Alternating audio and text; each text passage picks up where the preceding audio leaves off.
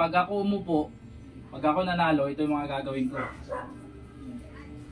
Una, yung mga tambay ha, may alawan sa akin yan. Yung mga chismoso, chismosa, may sahod yan. Yung mga nagiinom sa kalye, legal na yan. Pa, Sino mga iboboto mo ngayon?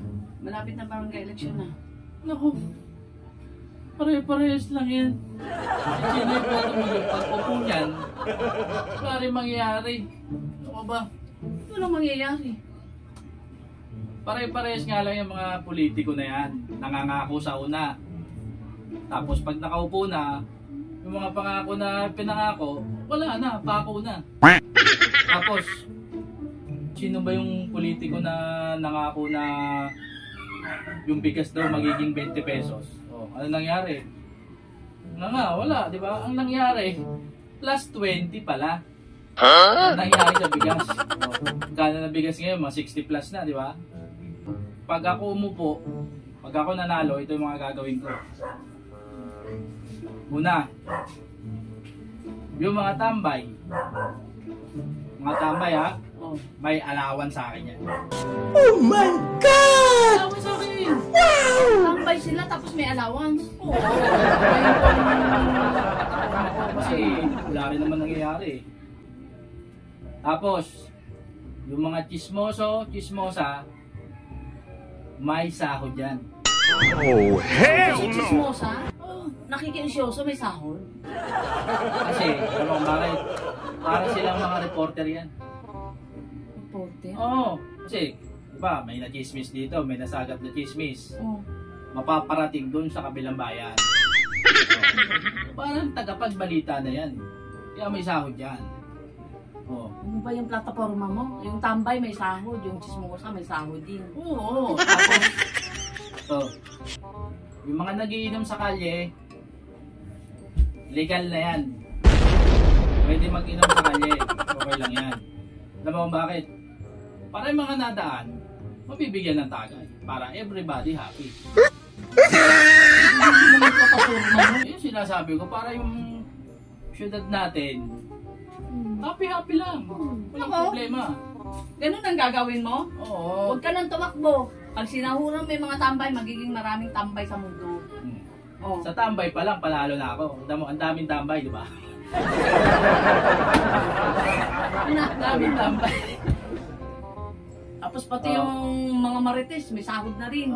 Alam mo, sa daming tambay, daming mga chismosa. Pag binoto ako doon, sure box panalo ka agad to. Diba? Dapat, di ba kanya-kanyang tapat yan. Tapat mo, linis mo. Ngayon, tapat mo, linis mo. Tama yun. Wari, yung tapat mo, nilinis mo. May 5 kilong bigas ka. Galing barangay. Libre. 5 kilo. Oo, para lahat malinis. Diba? Lahat ng lugar, lahat ng street, malinis. 5 kilong bigas. Magkukusa ang tao ngayon. Siyempre, nilinis mo tapat mo. Nakita ng mga rumondang tanod, mga alagad ko. Check ka dyan, may 5 kilong bigas.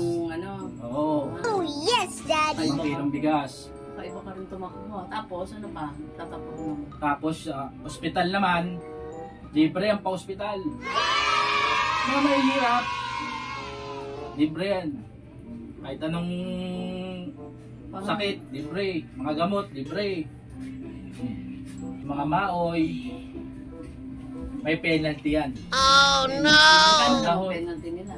Hindi, wala nang pera-pera. Walang pera-pera. Pag nahuli ka, nagmamaoy ka, nagbubugbog ka ng asawa, 1 buwan kang bawal mag-inom. Oh, hell no!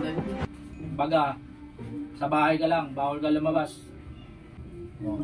Paano yung mga teenager na mga babaeng nagsusuot ng parang mga wakwak na, parang mga manananggal?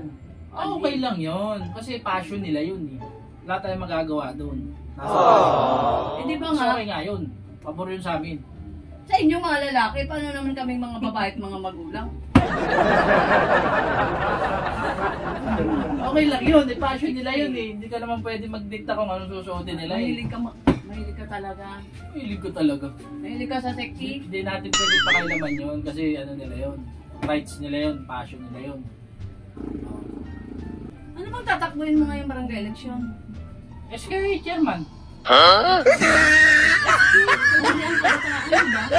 Matanda ka na eh. Matandang gurang ka na eh. Wow.